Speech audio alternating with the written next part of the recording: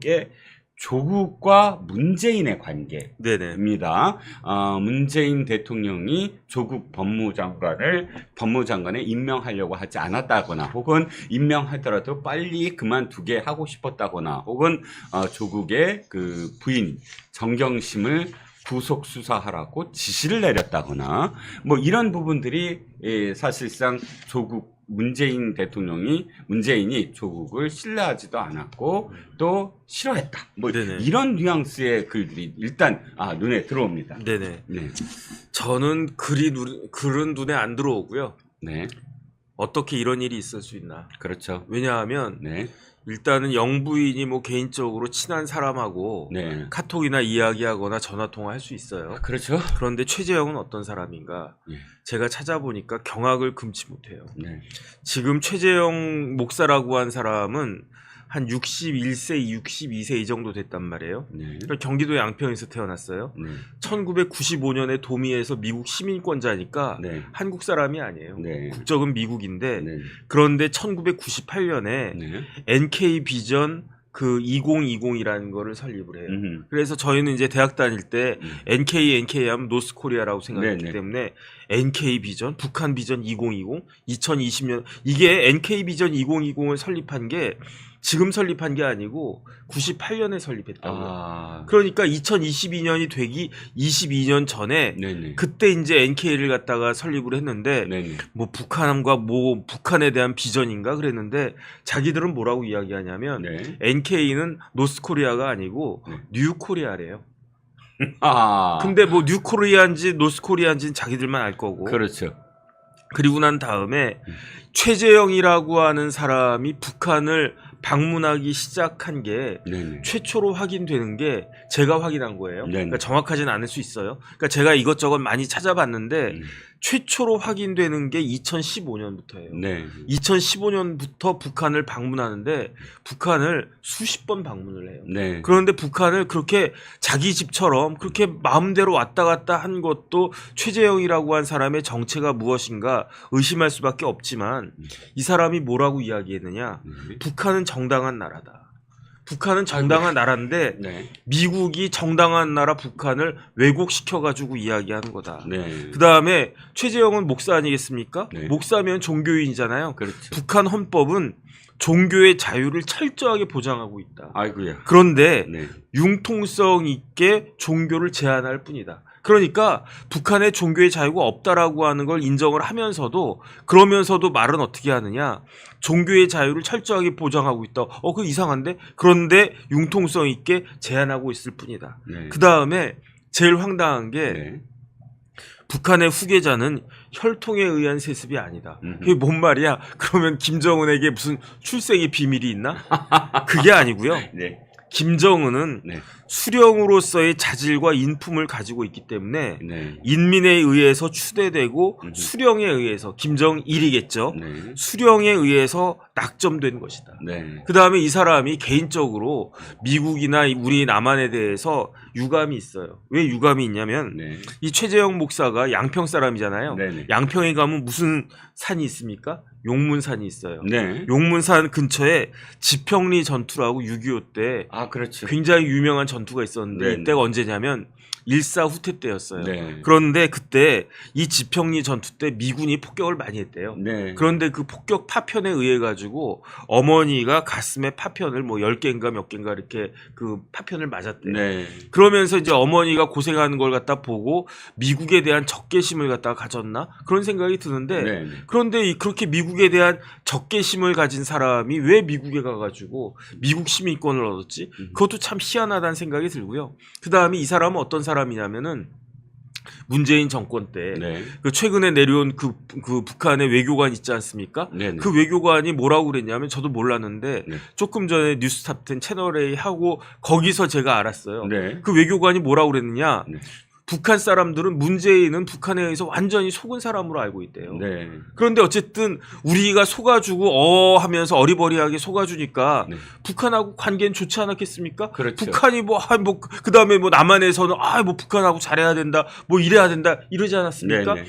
그럼에도 불구하고 문재인 정권 때 남북 관계가 그렇게 좋았음에도 불구하고 국가보안법 위반으로 조사받은 사람이 있어요. 네. 그게 누구냐면 최재형이에요. 심지어 음. 문재인 정권에서도 2018년 6월에 이건 뭐냐면은 판문점 선언 이후 첫 번째였어요. 네. 판문점 선언 이후 첫 번째로 국가보안법 위반죄로 조사를 받았던 사람이 광진경찰서에서 그게 바로 최재형인데 네. 그런데 어떻게 이런 사람이 영부인하고 이거를 카톡을 이만큼을 갖다가 하나. 그 다음에 그 카톡 내용 보면 황당하잖아요. 네. 그러면 영부인은 이런 사람인 줄 모르고 카톡을 갖다가 하고 그 다음에 어떤 사람이라고 하더라도 카톡이라고 하는 거는 내가 지우기 이전까지는 그냥 남아있는 거잖아요. 그렇죠. 이런 일이 발생할 건 몰랐나? 저는 영부인도 그렇고 그 다음에 무엇보다도 대통령 경호실 진짜 반성해야 됩니다. 네. 어떻게 영부인이 이런 사람하고 만나서 카톡하고 있는데 이런 거에 대해서 최재형이 어떤 사람인지에 대해서 그 대통령 경호실은 영부인한테 한 말씀도 안 했다는 이야기인가? 저는 이런 사단이 발생할 줄 경호실은 몰랐나? 제일 큰 책임이 경호실에 있는 거 아닌가? 저는 그런 생각합니다. 그렇습니다. 일단 지금 장혁진 변호사가 쭉 말씀을 해주셨는데 사실은요 인터넷 한번 뒤져보면 다 나오는 내용입니다. 보통 종북주의자들은 자신을 숨기는 사람들이 많아요. 그리고 포장을 하고요.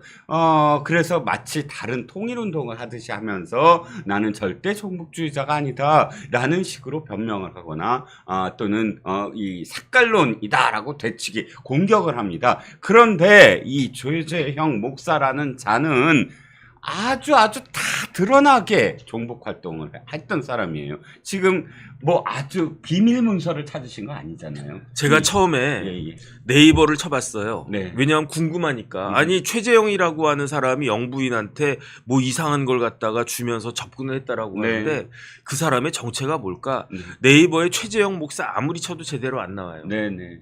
그래 그 다음에 제가 구글을 뒤져봤어요. 네. 구글을 쳐봐도 별거 안 나왔어요. 네. 그런데 혹시나 하는 생각으로 최재형이 설립한 단체가 뭡니까?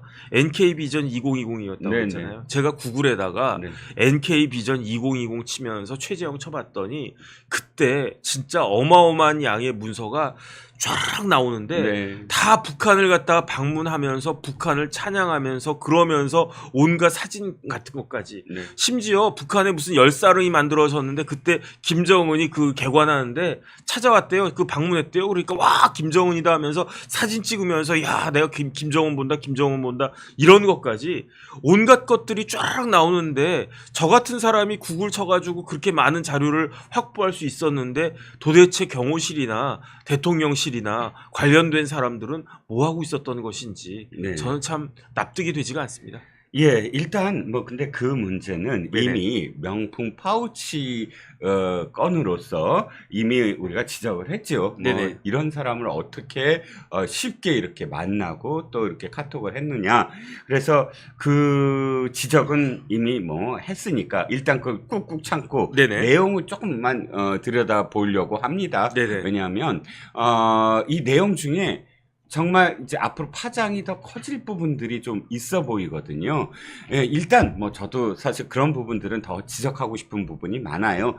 대통령 당선 이후의 99건도 문제지만 대통령 선거라는 과정은요. 내가 얘기 안 한다고 내가 하는 네네. 선거라는 과정은 정말로 지뢰밭입니다.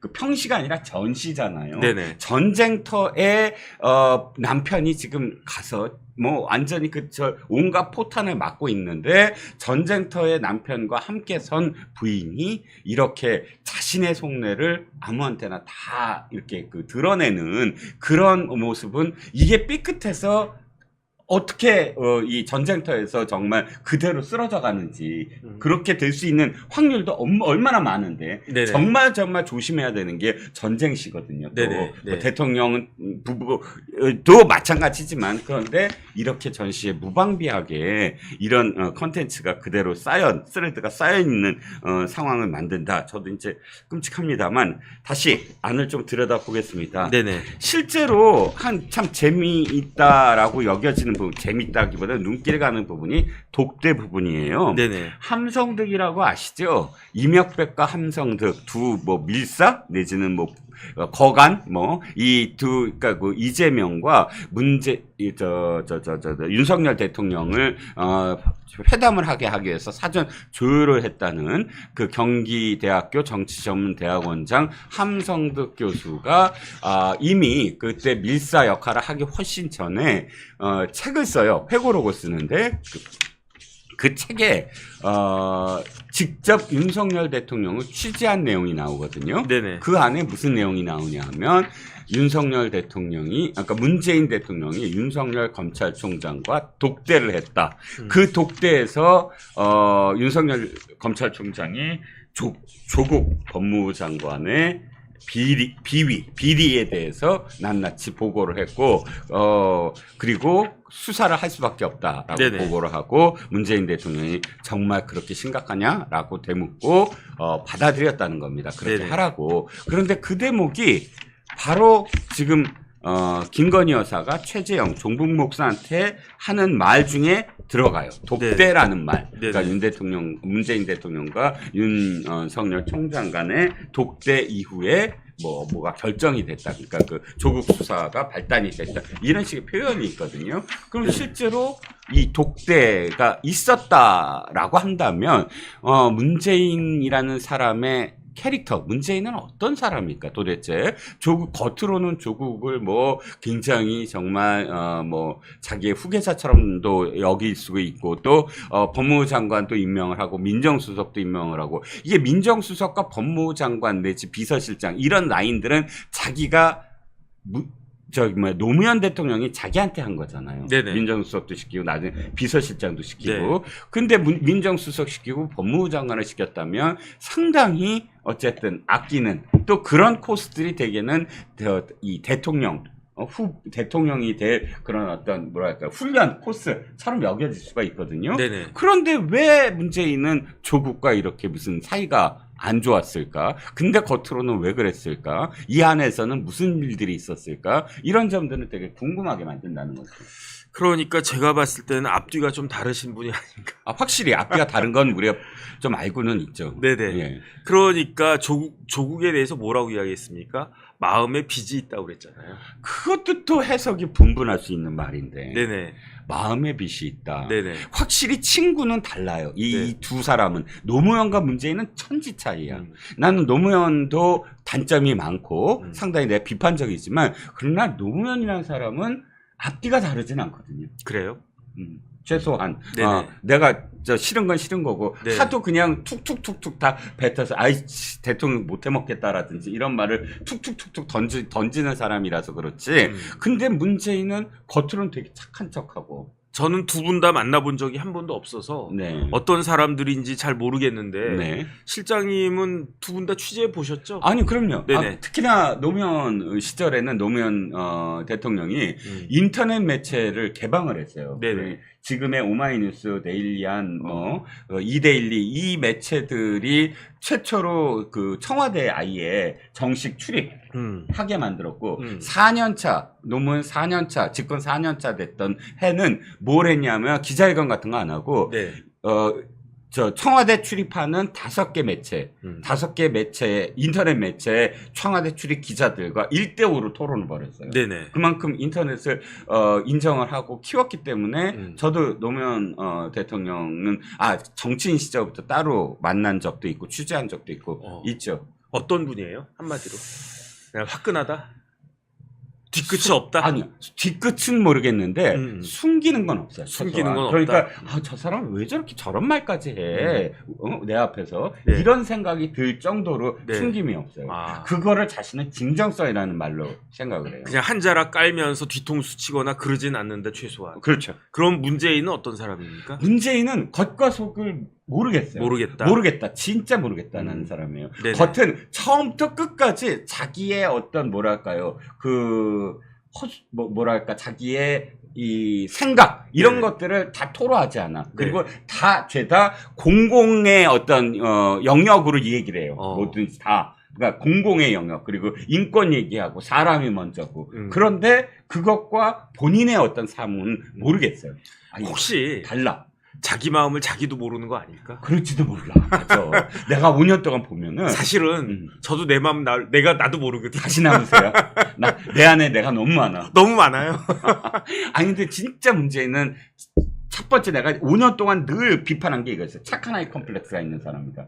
그러니까 뭐냐면 착한 아이 내가 컴플렉스. 착하게 보여야 된다는 거예요. 네. 어떤 사안이든 내가 굉장히 인권을 생각하고 사람을 생각하고 그렇게 보여야 된다. 이제 그런 안 보여. 사람이 아니고 이제 안 보이지. 그런 사람인 것과 네. 그런 사람인 걸로 보이고 싶은 것과는 확실히 차이가 있잖아요. 네네. 끊임없이 그렇게 해요. 네네. 끊임없이. 그런데 이런 것들 쭉 보면서 이제 또 함성득 교수의 책이랑 저는 솔직히 말씀드리면 이게 오마이가 이걸 주작한 거 아닌가? 저는 그런 생각도 사실은 하는데 네. 그랬으면 좋겠다는 생각이 너무 강해요. 그렇죠. 왜냐하면 이런 것들을 보고 있는 게 저는 너무나 어떻게 그렇죠. 보면 예. 힘들어요. 예. 그래요. 힘들고 예. 근데 이 이야기하고 예. 함성득 교수가 뭐 대통령 당선자의 성공과 실패 뭐 이런 책 썼잖아요. 네네. 제왕적 대통령의 종언 뭐 여기에 들어가 있나? 어쨌든 이런 책에 나오는 내용하고 이 카톡의 내용이 이름 부합하는 것들이 있으니까 이게 최재형이나 오마이가 그냥 마음대로 만든 조작한 그거는 아니지 않나 하는 생각도 또 들 수밖에 없단 말이죠. 그렇죠. 그런데 이 내용들을 쭉 종합해 보면은 어떤 결론에 도달하느냐? 네. 문재인은 대통령이 아닌 거 아니었나? 그런 맞아요. 느낌을 갖다 저는 받았는데 맞아요. 이 부분에 대해서는 어떻게 생각하세요? 그러니까 지금 저도 지금 그 얘기를 하려고 그러는데 네네. 다른 건 다 좀 거북하고 정말 좀 혐오스럽고 뭐 이런 어떤 느낌이 새벽 3시 44분에 네. 나눌 대화는 아니잖아요. 또 최 목사가 네네. 좀 그만해달라는 투로 이제 좀 주무시라 음. 했는데 그 말이 또 어떻게 들릴지 모르니까 왜냐면 최 목사는 계속 가스라이팅을 하는 거거든요 지금. 그러니까 바로 얘기하고 싶으면 더 하시라고. 좀 전에 자기가 얘기한 게 혹시나 잘못 들었어 아까 싫어할까봐 이렇게도 하는데 네네. 제가 눈에 들어오는 대목이 바로 그거예요. 김건희 여사가 이렇게 얘기해요. 이게 문재인 뜻이 아니고 문재인의 상황. 그러니까 문재인을 조종하는 그런 세력들이 있다. 이렇게 얘기하거든요. 그게 누구란 말이에요? 근데 그게 그러니까 저는 이렇게 생각해요. 네네. 뭐냐면 586 그룹. 586. 최소한 임종석이 노영민이 까라까라 비서실장으로 세웠던 애들 양정철이니 뭐니. 왜냐면 문재인은 자기가 자기의 꿈을 실현한 게 없어요. 네네. 그냥 툭툭툭툭 던질 뿐이지. 네. 이를테면 원전 그러면 그거 어떻게 원전 어떻게 돼? 이 말은 하지만 노무현 같은 그런 식으로 얘기하지 않거든요. 어떻게 그러니까 해요? 노무현 같으면은 원전은 뭐가 문제니까 언제까지 어떻게 해라고 딱 지시를 해요. 네네. 그 자기가 책임져요. 그거. 네. 그거 영화를 봤더니 어떻게 돼? 이렇게 얘기 안 하거든요. 그러니까 문재인이 실질적으로 막 논리적으로 어떤 자기의 정치 철학을 그대로 실행에 옮기면서 욕 먹을 거 내가 알아서 욕 먹을 테니까 정책 가자 이런 스타일이 아니거든요. 네네. 그런 걸 보면 이거를 기획하고 쭉 가는 그러니까 이거죠. 586 그룹이랑 이런 그룹들이 이런 생각을 했어요. 제가 다시 정권을 가져와야 되는데 계속 박근혜 대통령한테 지거든. 네네. 그때 선거에 그냥 계속 연전연패를 해요. 네. 그러니까 허수아비라도 이제 노무현 대통령을 연상시키는 친구이기도 하고 인권 얘기하니까 문재인을 운명이라고 이야기하면서 네. 그쪽 그런 회고라든지 그런 동정표라든지 노무현의 회상이라든지 이런 것들로 한번 표를 모아보자. 네. 우리가 알아서 처음부터 끝까지 정책 같은 건 다 할게. 이런 플랜이 아니었을까라는 네. 생각을 가져봤거든요. 네. 그런데 지금 그 세력이 있다. 네. 뒤에 세력이 조정한다. 이런 식으로 좀 표현되어 있는데 이해찬은 아니다. 이해찬은 아니다. 이해찬은 아니다. 네네. 왜냐하면 문재인은 이해찬부터 잘라요. 네. 누굴 시켜서? 김인호. 김인호 부산에 네. 자기의 직계. 그러니까 부산대 총학생회장 출신 그 직계를 시켜서 네. 그때 의총을 하는데 김인호가 직접 나서서 이해찬 선배 이제 좀 그만 은퇴하시죠라고 직격을 하거든요. 네네. 그리고 김종인의 차도살인, 김종인의 칼을 빌려서 네. 이해찬을 떨어뜨려요. 네네. 그걸 보면 그 과정, 그러니까 이해찬이 막 이를 갈고 무소속으로 다시 등장을 하잖아요. 네네. 당대표가 된단 말이죠. 네. 그걸 보면 문재인이 이해찬의 아바타다? 이건 성립이 안 돼요. 그건 아니다. 예, 예. 그러니까 어쨌든 그 대통령이 문재인의 힘으로 스스로 대통령이 된 게 아니고 다른 사람들의 힘에 의해 가지고 대통령으로 됐기 때문에 네. 그러니까 쉽게 말하면 문재인은 그 발광체가 아니고 반사체에 불과한 것이었다. 네. 그런 생각이 든다는 이야기죠. 네. 그다음에 그런 이야기를 지금 김건희 여사 카톡을 통해 가지고 확인이 또 된다. 이런 내용인 것 같습니다. 맞습니다. 사실 뭐 좀 더 이렇게 여러 가지로 좀 문제될 것들이 좀 있어 보이지만 네네. 오늘은 여기서 이 주제는 그만하죠. 얘기를 하다 보면 네. 자꾸 내상을 입는 것 같아서. 그런데 이 네. 내용이 네네. 앞으로 언론에 더 자꾸 하나씩 둘씩 더 오픈이 될까요? 아니면 어떻게 될까요? 지금 메이저 언론에서 이걸 받아가지고 지금 보고 있나요? 보고 있죠. 보고 있어요. 네네. 네. 왜냐하면 일단 메이저 그러니까 주로 이제 보수파 언론들이 네네.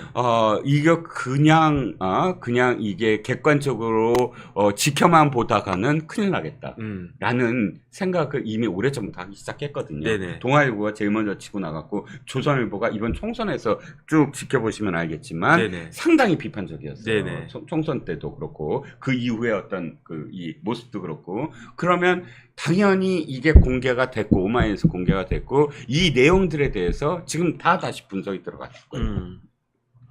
그럼 어쨌든 뭐 지켜봐야 되겠네요. 어떻게 또 이게 발전이 될지. 그렇죠. 내일 뭐 이 파장이 어디로 갈지 좀 더 지켜보면서 네네. 그걸 보면서 또 저희가 뭐 후속 이 분석을 또 해드리는 시간이 있었으면 합니다. 아이고 머리야. 아이고 머리야. 조국이 네네. 또 김건희 와서 이렇게 얘기했네요. 그 반응은 이게 모두 다 거짓말이다. 네네. 이게 더 웃겨요. 이게 모두 다 거짓말이다가 왜냐하면 중간에 네. 보면 팩트가 있을 수 있는 것들이 있거든요. 네네. 팩트인 것들이. 그러니까 조국도 전부 다 거짓말이라다가 앞뒤가 안 맞는 말이 그러면서 그 뒤에 이렇게 얘기해요. 일부 사실인 것을 소설을 덧붙여갖고 키웠다. 뭐 이런 식으로 얘기를 하는데. 그러니까 어쨌든 조국이 의문의 일패를 당할 수 있겠네. 그럼요. 네네. 확실하게 조국은 지금 이간책이다. 네네. 근데 이간책이라고 하면서 김건희 여사가 책략에 능하다 이렇게 네. 얘기를 하거든요. 그런데 조국은 의미 없어요. 예. 뭐 어차피 깜빵갈기로 예약이 되어 있는 사람이 뭐 거기에 대해서 의문의 일패를 당하든 뭐 어차피 패배한 사람인데 뭐. 아니 근데 조국은 네네. 감옥에 가든 뭘 하든 거울이 중요한 사람이거든. 거울. 나르시시스트. 우리나라에서 둘째 가라면 서러우면 거울 보고 맨날 빗질해야 되고. 태진아가 생각나네. 왜? 거울도 안 보는 여자. 거울만 바라보는 남자가 네네. 있습니다. 바로 이 조국인데, 내가 뭐 어떻게 문재인 대통령이 나를 어떻게 했어? 뭐 지금 아마 이렇게 뻗쳤을 겁니다. 자기 이미지만 생각하는 사람이라. 네네. 자, 두 번째로 넘어가지요. 네. 오늘 그 결심공판 날이잖아요. 네네. 누구? 바로 김혜경입니다. 네네. 300만 원이 구형이 됐어요. 네네. 변호사님, 내가 법 알 못입니다. 도대체 이 정도 300만 원 구형이면은 어느 정도인가요? 300만 원 구형이면 의미가 있을 수도 있고 없을 수도 있어요. 선거법이잖아요, 이게. 선거법인데 예. 공직선거법상 네. 배우자가 이런 기부 행위로 인해 가지고 네. 기부 행위로 인한 공직선거법 위반죄로 벌금 300만 원이 나온다. 네. 그러면 만약에 내가 국회의원이 당선됐어도 네. 그 배지가 날아가는 형이에요. 그래요? 벌금 300만 원. 배우자가 이렇게 네. 구형을 300만 원 벌금 네네. 받았을 때 벌금을 선고를 받으면 당사자는 100만 원이잖아요. 당사자는 100만 원인데 이제 마누라니까. 네. 그런데 이 경우에는 사실은 그렇진 않아요. 왜냐하면 네. 두 가지인데 네. 첫 번째 이재명 후보가 대통령에 당선됐습니까? 안 됐잖아요. 안 됐죠. 네네. 예. 만약에 요번 국회의원 선거에 이런 일이 있어가지고 여기에서 김혜경 씨가 벌금 300만 원 받았다. 아, 그러면 이재명의 국회의원 배지는 날아갈 것이었어요. 그런데 그렇군요. 예, 예. 첫 번째 이게 문제가 되는 건 대선이었으니까. 네네. 대선에서 어차피 이재명은 안 됐으니까 뭐 그거는 배지가 날아갈 배지가 없는 거고. 네네. 그다음 두 번째는 대통령 후보자는 예외였어요. 아, 300만 원. 법에 있어요. 네네네. 어. 그러니까 이제 국회의원 같은 경우에는 300만 원이 아주 큰 의미가 있는데 네. 대통령 선거였기 때문에 300만 원 자체는 그렇게 의미가 있는 건 아니다라고 볼 수 있는데 네. 근데 이거는 사실은 오픈 게임이에요. 메인 게임은 뭐가 있느냐? 이거는 이제 공직선거법 위반죄인데 네. 사실 김혜경 씨와 그 다음에 이재명 대표 뒤에는 더 큰 것이 기다리고 있으니 그게 뭐냐면 네. 그게 법인카드예요. 네. 왜냐하면 이 사안은 그 김혜경 씨가 국회의원 부인 3명을 모아놓고 우리 남편 잘 좀 봐주세요 지지를 갖다가 하면서 네. 밥을 샀는데 네. 그게 뭘로 산 것이다? 네. 경기도 법인카드로 산 것이다. 네. 이거잖아요. 네. 그러면 만약에 이게 지금은 김혜경 씨는 오늘도 뭐라고 이야기하느냐? 몰랐다. 난 배소연이 그런 애인지도 몰랐고 법인카드가 있는지도 몰랐고 그렇게 쫑알쫑알거리고 있단 말이에요. 네네. 그런데 만약에 법원에 의해서 이게 유죄가 나온다. 네네. 그러면 아하. 여기서도 법인카드를 썼는데 여기서는 안 썼겠느냐. 네. 그 다음에 똑같은 논리예요. 네네. 지금 경기도 법인카드가 5만 군데 다 쓰였잖아요. 그렇죠. 그런데 이때는 안 썼겠느냐. 네네. 이런 논리가 또 나오는 거고. 아하. 그러니까 첫 번째 단초가 첫 번째 판결이 김혜경 씨 판결이 이제 다음 달 나오거든요. 네. 8월 13일 날. 네네. 그때 나오는 걸 딱 보면은 이제 그 법인카드 진짜 메인 게임인 법인카드 뭐 그걸로 와규도 사 먹고 초밥도 사 먹고 그냥 육해공군의 동서양을 갖다 망라해가지고 맛있는 건 다 사 먹었잖아요. 네. 그러니까 이제 그것에 대해서도 어느 정도 이게 유죄냐 무죄냐가 딱 드러날 것이다. 그러니까 이게 사실은 요거만 딱 있다. 아니 그럼 별거 아니에요. 벌금 뭐 300만 원 뭐 내고 말지 뭐 어차피 그렇군요.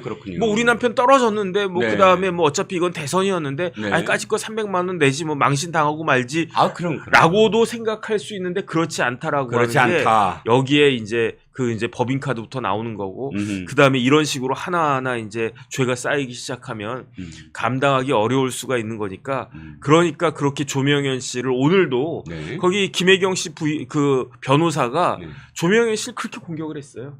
오. 제보자가 이상한 사람이다. 음. 제보자 못 믿겠다. 제보자가 어떤 의도가 있다. 악의가 있다. 이런 식으로. 그런데 그 말은 뭐냐면 그만큼 조명현 씨가 중요했다는 이야기예요. 왜냐하면 같은 팀이었으니까. 김혜경 밑에 배소연이 있었고 배소연 밑에 그 조명현이 있었는데 조명현이 다 이걸 갖다 이야기를 하니까 이거를 반박할 수가 없는 거예요. 그러니까 조명현의 말에 대해서 어떻게 반박할 수 없으니까 조명현 자체를 공격할 수밖에 없는 건데 그런데 그게 얼마나 맥힐까 저는 잘 모르겠고요. 그다음에 8월 13일에 좋은 소식이 있을 것 같다는 생각은 합니다. 네, 자. 지금 들어주신 분들이 이렇게 말씀하시는 분들이 있어서요. 뭘 말씀하시냐면 바로 이겁니다. 아유 고작 300만 원이야? 30억을 때려야지 라고 말씀하십니다. 그런데 지금 변호사께서 말씀하셨듯이 이게 300만 원 형이 중요한 게 아니다. 그러니까 벌금이 중요한 게 아니다. 중요한 건 8월 12일 에 선고가 8월 있는데 13일. 8월 13일 선고가 있는데 그 선고에서 아까 그 판사가 이 김혜경이 법카에 대해서 이렇게 썼다라고 집어넣으면 나중에 법카와 관련된 실제 기소가 돼서 재판이 열렸을 때 전혀 다른 시각으로 그걸 바라볼 수가 없는 것이다라는 아주 중요한 단초가 될 수 있다. 이번 선고가 그런 점에서 이 300만 원 구형을 바라봐야 된다. 맞죠? 네네. 네, 그런. 그 다음에 제가 이걸 갖다가 다시 생각하면서 네. 뭐를 또 찾아봤냐면요. 네네. 옛날에도 찾아봤었는데 그렇죠. 다시 한번 찾아봤어요. 예.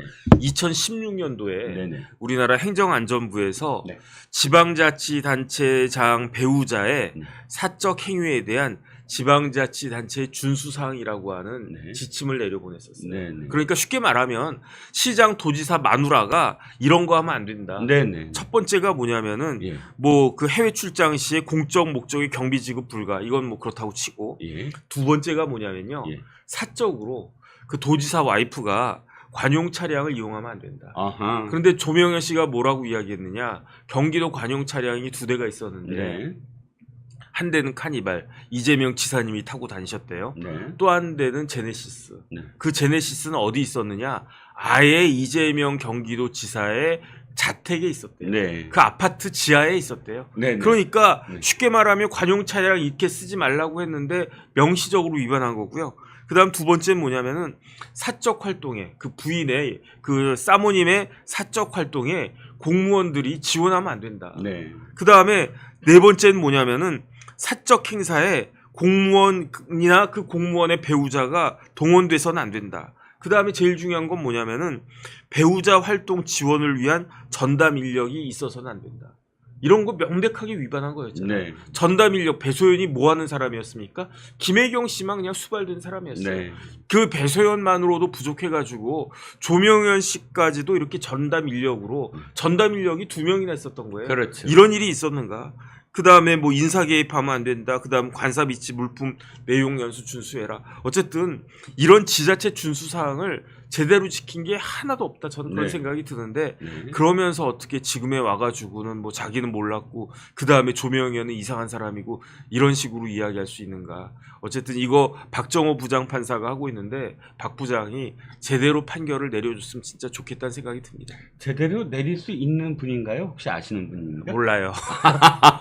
하긴 뭐 판사를 다 할 수는 없죠. 네네. 일단 8월 13일을 기대해 보고요. 또 한 가지 이 대목에서 갑자기 떠오르는 건 어찌됐든 그 경기도가 네네. 비서실과 관련돼서 좀 뭐 감사를 조례를 이번에 통과시키면서 제대로 감사를 할 수 있게끔 하는 그런 그 이 기반을 마련했으니까 거기서도 좀 더 많은 사실들이 좀 드러났으면 좋겠네요. 그것도 그렇고 지난번에도 한번 말씀드린 것 같은데 네. 김동연 지사 뭐 했던 사람입니까? 기재부에서 잔뼈가 굵어가지고 네. 부총리까지 하셨던 분이잖아요. 그렇죠. 그러면 그 김동연 부총리는 지금 이재명 경기도 지사와 김혜경 씨와 배소연 씨와 이런 사람들이 경기도 세금을 어떻게 해먹었는지 네. 헤쳐먹었는지를 누구보다도 잘 아는 사람 아니겠습니까? 네, 네. 한번 쓱 보면 다 아는 사람 아니겠습니까? 그렇죠. 그러면 네. 야 그 가슴에 손을 얹고 네. 양심 선언 해가지고 네. 이러이러한 일이 있었는데 음흠. 그러면은 안 되는 거 아니었느냐 음. 이렇게 이야기하면 혹시 압니까 김동연 지사한테 어떤 기회가 생길지? 그렇죠.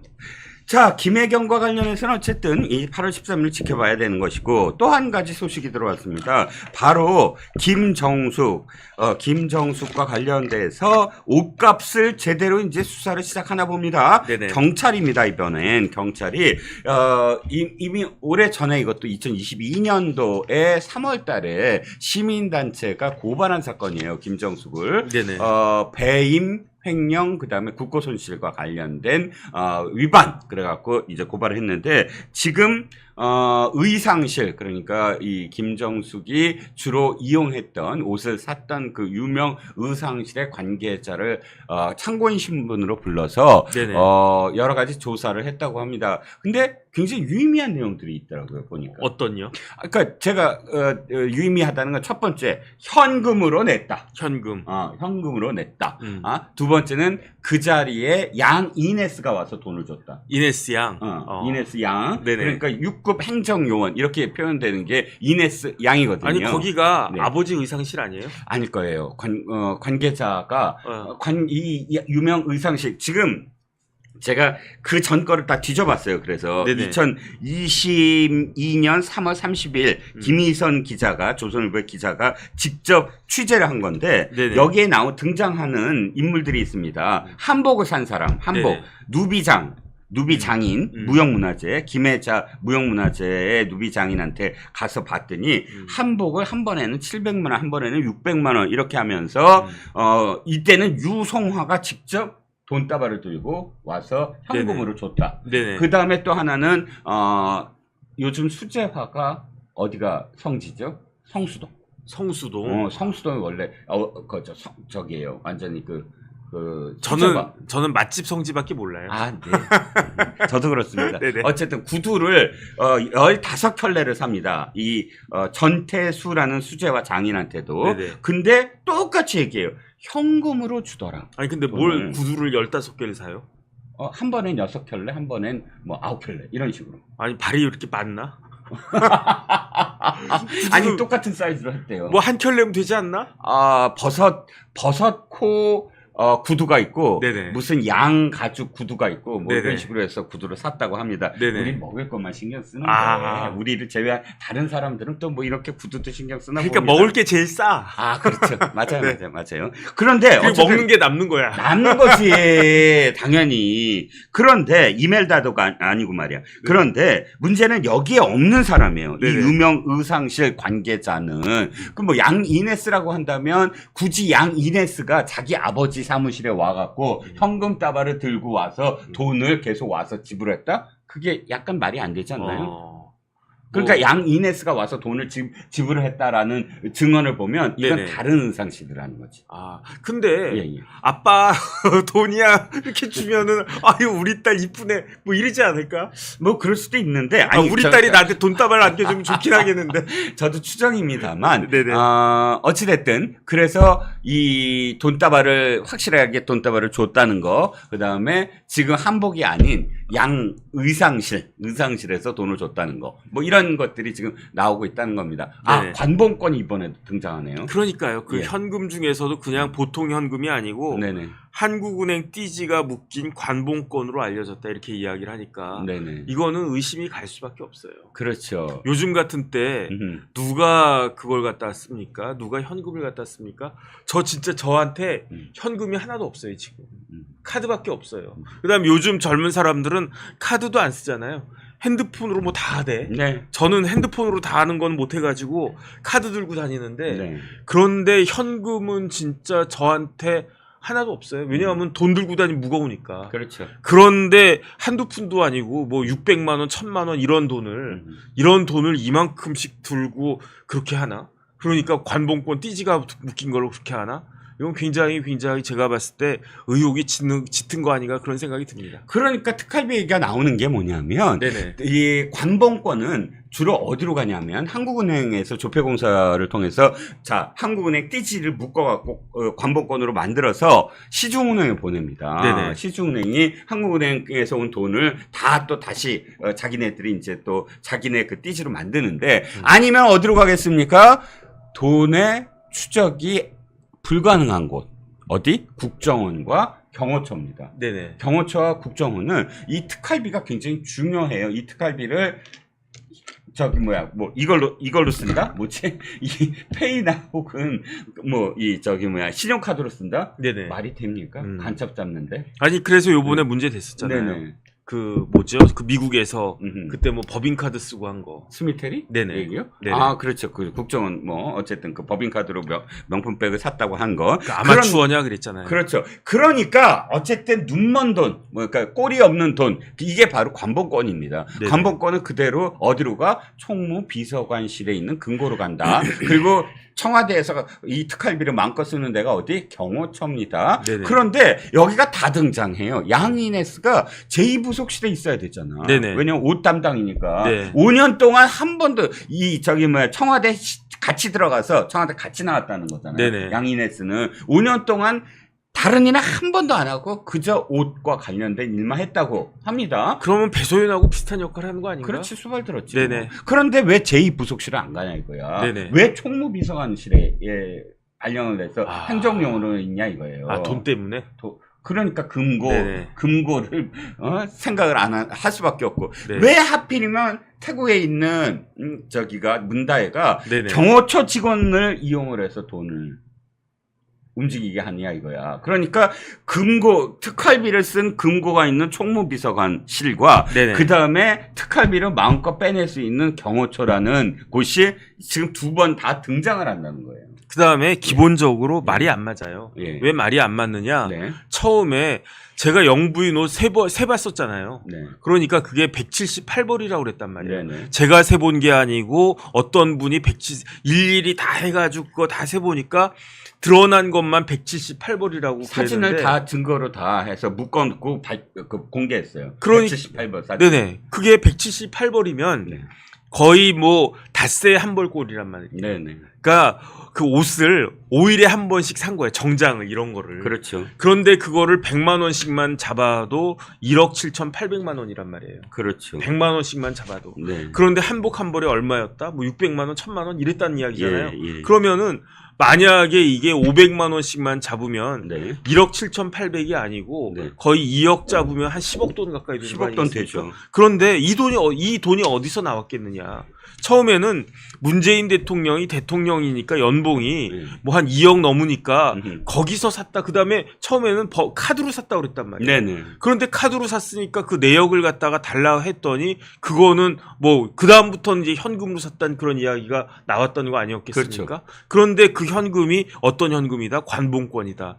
이거는 참 그 좀 속 시원하게 밝혀져야 되는 것이 아닌가 싶습니다. 탁현민이가 바로 김어준 시간에 나가서 네네. 이 옷들은 전부 다 사비로 저기 영부인이 사비로 쓴 거고요. 다 카드로 했어요라고 네네. 했다가 그 다음에 이제 현금으로 드러나니까 네네. 뭐 이제 말을 바꾸기 시작했죠. 네네. 근데 지금 이 김정숙은 한 번 갈 때마다 어마어마하게 사요. 보니까 이 한복집에 가갖고 누비 2벌, 일반 치마 저고리와 두루마기 각 한 벌씩 이게 한 번에 산 거고요. 별도로 원단을 직접 가져와서 한 벌을 또 맞춰가고 네네. 하는 식으로 해서 한 번 할 때마다 큰 손이야 보니까.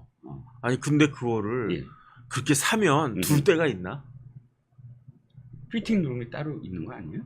청와대는 넓으니까 그렇다고 쳐도 거기 그 뭐야 양산도 그렇게 옷 많으면 저는 힘들던데. 아니 우린 뭐 먹을 거만 고민하니 네네. 옷에 대해서 뭐 관심 없는 사람이니까 네네. 일단 통과. 일단 참 통과인데요. 어쨌든 처참하다는 생각이 듭니다. 그렇습니다. 그러니까 경찰이 일단 불렀고요. 불렀으니까 이제 이렇게 사실이 나오고 있고 아마도 뭐 온갖 그 한복, 뭐 구두, 뭐 운동화, 뭐 별의별 옷과 관련된 사람들이 다 소환이 되겠죠. 그 소환되고 그 소환에 맞추어서 많은 사실들이 또 드러날 것으로 보입니다. 아무리 숨기려고 해도 숨길 수 없는 그런 지시인들이 분명히 있다고 저는 생각을 합니다. 그런데 여자들은 왜 이렇게 구두를 좋아하죠? 구두가 그러니까 핸드백과 구두가 로망이라고 그러더라고요. 여자들한테는요. 예. 뭐 우리는 구두 쳐다도 안 보는데. 그러니까 구두를 이렇게 하더라고요. 네네. 저도 뭐 어디서 본 건데 네네. 가갖고 이게 구두가 쫙 있잖아요. 천반에. 네. 우리 애기 잘 잤니? 뭐 이렇게 인사도 하고. 진짜요? 네. 구두한테? 네. 구두가 애기야? 네. 거기서 뭐 이렇게 발꼬락내 안 나. 아니 왜냐하면 예. 이미 제가 깜짝 놀랐던 게 네. 필리핀의 이메일다가 네. 그렇게 구두가 많았다는 거잖아요. 그렇죠. 그거 뭐 그런 걸 뭐 그렇게 하나 그냥 발만 편하면 되는 거 아닌가? 그렇죠. 저는 그런 생각이 드는데 참 희한하다 그런 생각이 들고요. 왜 구두를 그렇게 사고 싶은지 좀 알려주세요. 저는 그런 거에 관심이 없어가지고. 예. 호시절님의 구두 옷은 30대에 졸업하죠. 네네. 지금 30대 졸업? 아니 김정숙이 몇 살인데 네. 졸업을 아직도 못했을까? 저는 냉장고 열어놓고 우리 피자 잘 잤니? 이거는 제가 이해가 되는데 무슨 구두에다가 그래? 참나. 앞으로 한동훈 호의 대야 투쟁 전략 그리고 또 여론전 전략 이런 부분은 어떻게 가지고 가야 될까요? 지금 이게 참 제가 안타까운 부분이에요. 윤석열 정부가 들어오고 나서 가장 먼저 했어야 될 게 문재인 정권의 적폐 수사였어야 돼요. 맞아요. 문재인 정권의 적폐 수사와 이재명에 대한 철저한 수사 이 두 가지가 가장 먼저 했어야 되는 일입니다.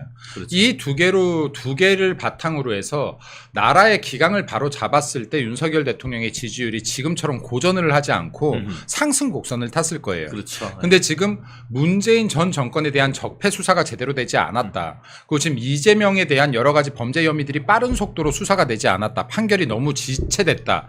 하는 것이 가장 큰 문제점인데 그렇죠. 앞으로의 우리의 대야투쟁이란 말도 사실은 웃겨요. 네. 예, 대여투쟁이라는 말은 그렇죠. 있어도 예. 대야투쟁이란 말 자체도 뭐 웃긴 말입니다. 여소야대다 네. 보니까 네. 그리고 여소야대를 넘어서 지금까지 없었던 그런 폭력적 그 국회를 민주당이 그렇죠. 운영을 그렇죠. 하니까 맞아요. 어쨌든 그에 상대해서 논리를 만들어내고 또 투쟁을 맞습니다. 만들어내야 되는 거니까 그런 얘기가 나올 수밖에 없네요. 예. 근데 문재인 정권이요 출범 당시에 제1호 국정과제가 적폐수사였어요. 중단 없는 적폐 수사가 예. 국정 100대 과정 중에 1호 1호였습니다. 100대가 1호. 예, 예. 그래서 우리 당에 정치인 비정치인 보수의 정치인 비정치인들 수천 명이 조사를 당하고 200명 넘게가 구속됐잖아요. 맞습니다. 이거. 예. 그리고 그 과정에서 자살한 사람들도 수명이나 돼요. 아, 네.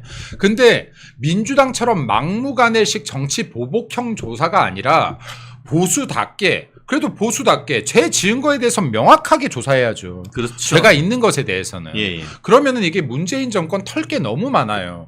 지금 벌써 통계 조작만 해도 이거 수십 명 잡혀 들어가야 됩니다. 야, 예. 근데 왜 그리고 이렇게 수사가 지지부진이야 이게. 원정권, 태양광 예. 건만 해도 이거 제가 볼 때 수십 명 잡혀 들어갈 사건이에요, 지금. 예. 그리고 김정숙 여사. 김건희 여사 특검이요? 이거에 앞서서 김정숙부터 털어야 되는 거예요. 김정숙 명품 옷 의혹 이런 거 털어야죠. 그렇죠. 네.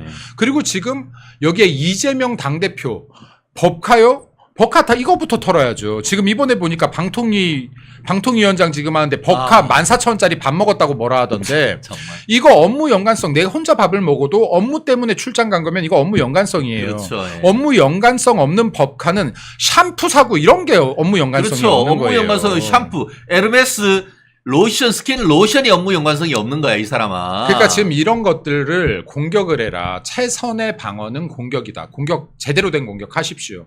그리고 이거는 정치 보복이 아니라 당연히 바로 잡아야 될 걸 바로 잡는 거다. 네. 그리고 지금 여기 오늘도 나오지 않습니까? 김정숙 여사 옷값 의혹에 대해서 의상실 관계자의 증언이 있었어요. 돈을 수천만 원을 여사 옷 사는데 수천만 원을 뭘로 결제했냐? 관봉권으로 결제를 했대요. 야, 관봉권이 우리 뭔지 들어보셨어요? 우리 제일 마지막 그 핫 이슈인데 바로 들어가죠. 아, 그래요? 네. 김정숙 샤넬 게이트 터지냐? 네. 그럼 이게 관봉권으로 결제를 했다는 증언이에요. 관봉권이 무슨 말인지 잘 모르시는 분들도 많을 텐데요. 관봉권이라는 거는 한국은행에서 돈이 처음 나올 때요. 띠지가 가로 세로로 다 묶여 있는 게 있어요. 야, 그렇구나. 네. 이거 일반 국민들은 구경도 못 해본 분들이 90%가 넘을 겁니다. 저도 90% 들어갑니다. 그렇죠. 네. 그럼 이게 은행에서 통상요 은행 띠지가 묶여져 있어요. 하나만 해서 하나. 꽁 찍혀 있죠. 근데 관봉권은 가로 세로로 이렇게 묶은 띠지가 아니라 탁 부착돼 있는 띠지가 있어요. 그럼 뭐 묻지도 따지지도 않고 5만 원짜리 이게 100장이면 500 딱 되는 거네. 네. 그리고 정말 빳빳한 새돈이 딱 눌러져서 네. 있는 거죠. 그럼 이게 이 김정숙 여사의 옷값 이때까지 자기들 돈으로 계산했다는 거 아닙니까? 근데 그 그렇죠. 계산이 관봉권이네. 예. 관봉권이라니까요. 자. 관봉권 일반인들이 그 관봉권 볼 있나요? 일이 있나요? 장현재님. 그럼 이 관봉권이 어떻게 해서 이 사람들한테 넘어가서 네. 이걸로 옷값을 결제했다는 건지. 야. 이거는 지금 합리적으로 추정해 봐야죠. 의심을 해 봐야죠. 만약에 제가 뭐 변호사 일을 하는데 누가 그 수임료를 변호사님 고맙습니다 하면서 현금으로 주신다. 그러면 딱 보고 막 이게 띠지가 하나가 아니고 이렇게 됐고 이렇게 돼서 이게 관봉권입니다 하면 저는 사진이라도 찍어 놓겠어요. 그러니까 기념으로. 관봉권이요. 관봉권이 간혹가다 은행에 이게 은행에 들어올 거 아닙니까? 근데 들어와서 정말로 간혹가다 그 타이밍에 맞춰서 가서 현금 인출을 하는 사람들 받을 수도 있어요. 야. 근데 이 관봉권 수천만 원이 옷값 결제를 했고 옷값 결제한 사람은 또 누구죠? 옷값 결제한 사람은 청와대에서 김정숙 여사 그 디자이너로 알려진 사람 그 그렇죠. 사람 딸. 그렇죠. 프랑스 국적의 그 사람이란 거 아니에요. 거기에서 관봉권 수천만 원 현금 결제했다는 게 나왔다는 거 아닙니까? 이거 청와대 특활비 아닙니까? 이거? 그렇게 보는 게 합리적 의심이겠죠. 그 그쵸? 의혹을 가지고 네. 수사해야 되는 거 아닙니까? 이거? 그러니까 사비로 결제한 것도 아니고 네. 그리고 문재인 김정숙 여사가 네. 네. 그 수천만 원짜리 옷을 사비로 산 적이 있습니까? 평생 살면서? 아니 네. 사비로 샀겠습니까, 이거? 지도는 늘었어. 그럼 재산이 팍팍 줄었어야지. 그러니까 수천만 원. 아니 진짜 제가 샤넬은 내가 안다. 집사람한테 사주지도 못하지만 샤넬의 유사품 샤넬이라고. 근데 이게 가방도 아니고 옷을 둘둘둘둘 검치고 다니는데 그 많던 옷은 다 누가 먹었죠? 그 많던 명품 옷? 명품이요. 단계가 있잖아요. 네. 액세서리가 있고 네. 가방이 있고 네. 옷으로 넘어가면 의류로 넘어가기 시작하면 이건 네. 가격이 정말 상상 초월이에요. 가방과도 그렇죠. 비교가 안 네. 돼요. 네. 근데 지금 이런 명품 옷들을 현금 감봉권으로 결제했다는 건 이거 당연히 출처가 어딘지 확인해야죠. 예. 지금 진짜 자기네 돈으로 했었으면 김정숙 여사 카드로 했어야 될 거 아닙니까? 그렇죠. 12개월 할부로. 맞잖아요. 24개월 할부나. 그렇죠. 야, 이게 그러면 이게 옷 뜯고 뛰르라고 해가지고 개인을 위해 가지고 이게 보면은 우리가 저희야 뭐 근대변인이나 저나 뭐 제가 봤을 때는 뭐 쉽게 말하면은 105 사가지고 그냥 척 걸치면 되는 허리 뭐 32, 33 딱 입으면은 되는 이런 사람이지만 풍채 좋으시거나 이런 분들은 이게 만들어가지고 일일이 한 땀 한 땀 명품 그 장인들이 만들면은 그게 한두 푼이겠어요 그게. 참 범잡스러우신 분이네. 아마 그 인터넷에서 돌아다니는 짤 보셨을 겁니다. 우리 짤이라고 하면은 짤방이라고 해서 잘림 방지해서 하는데 김정숙 여사께서 제가 여사라고 해드리겠습니다. 아니 이게 그래서 근데 네. 문재인 대통령이 취임한 때로부터 퇴임할 때까지 행사에 나와가지고 각 행사마다 다 다른 옷을 입고 있어서 이만한 거에다가 옷이 하도 많다 보니까 이 각각 다른 옷을 하니까 사진이 이만한데 옷이 하도 많아가지고 꽉 차올 정도로 다 다른 옷을 입고 왔는 그 많은 옷들 지금 다 어디 갔죠? 그러니까 그것도 추적을 해야죠. 네. 이거를 만약에 들고 나갔다라고 하면 굉장히 큰 죄예요. 네. 네. 그리고 이게 지금 뭐 정확한 데이터가 안 나오는데 수억에서 수십억, 수백억이라는 말도 나오거든요. 네. 지금 이 옷값이. 그리고 거기다가 이거 뭐 옛날에 그렇지. 뭐 까르띠에 이렇게 뭐 네. 그 레오파드 뭐 이런 네. 것들 수천만 원 억대 막 이렇게 그런 그러니까 이 얘기가 있더라고요. 금액들을 다 제대로 밝혀내야 된다. 이것야말로 지금 특검 가야 되는 거죠. 예. 그리고 얼마 전에 좌파에서 누구였나 모르겠네요. 윤석열 대통령의 부인 하면서 여기에 우리 여사 이름을 무슨 씨라고 하던데 그러니까 이거 진짜로 경우 없는 무식한 행동이에요. 네. 그리고 이게 좌파 패널이든 우파 패널이든 좌파 방송이든 우파 방송이든 최소한의 호칭에 대한 격식은 갖춰야 되는데 네. 저 사람들 지금 현직 대통령, 현직 영부인한테 누구누구 씨 하는 거 정말 몰지각한 행위입니다. 근데 이게 쟤네들 몰지각하니까 우리들이 이 정도 기본도 우리도 같이 지키지 말자 하는 것보다 우리는 지키면서 쟤네 몰지각한 부각하는 게 맞습니다. 그리고 저런 호칭 쓰면요 저거 일제히 뭐라고 해야 돼요. 저 사람 저거 매장 시켜버려야 됩니다. 저런 사람. 그렇습니다. 야, 아까 제가 뭐 이멜다와 김정숙 여사를 이렇게 결합시킨 말씀은 제가 많이 들어봤는데 오늘 창의적인 어떤 키워드를 하나 봤습니다. 돼지마할이라고. 타지마할이 돼지마할이란 걸 보면서 제가 정말 너무 빵빵 터져가지고 제가 참 진행을 못할 정도인데 말씀하신 것처럼 그 김정숙 샤넬 옷값 의혹 전격 수사가 지금 진행되고 있다라고 합니다. 실제로 그 김정숙 여사가 주로 이용하던 그 의상실 관계자들에 대한 수사가 상당 부분 진행이 됐고 그 가운데 관봉권 수천만 원으로 현금 결제가 이루어졌다라는 지금 진술이 나왔다라고 합니다. 그러면 그 돈의 실체가 어디인지 관봉권을 왜 대통령이 또 아닌 대통령의 부인이 가지고 있는 것인지 그렇다고 하면 그것은 청와대 특활비가 아닌 것인지 아닌지 그것을 문재인이 알았는지 그것이 국정농단이 아닌 것인지 한번 파디벼 봐야 되는 건 아니겠습니까? 조사 제대로 다 들어가야 되고요. 그리고 앞으로 마찬가지예요. 지금 문재인 정권에서 적폐들을 다 뿌리 뽑기 시작하지 못하면요. 우리들이 지금 쓸 수 있는 공간이 없어요. 지금 윤석열 대통령 들어온 지 2년이 한참 넘었는데도 공공기관 장들 여전히 지금 문재인 정권 당시 인사들이 장악하고 있고요. 예, 그리고 지금 뭐 방통위도 마찬가지 아닙니까? 다 여기 MBC 사장 같은 경우도. 네. 이래서는 지금 우리가 제대로 싸울 수가 없다. 그렇기 때문에 문재인 적폐 그리고 지금 현재 민주당 적폐들 탈탈 털어 조사해라. 통계 조작부터 아까 말씀드렸던 원전 대전, 태양광, 그리고 지금 여기 김정숙 여사, 옷값 등등 이런 것들 정말로 강력하게 조사하고 밀어붙여라. 그러면 우리가 숨 쉴 수 있는 구멍이 분명히 나오고 윤석열 대통령, 윤석열 정부 성공시킬 수 있다라는 말씀 드리고 싶습니다.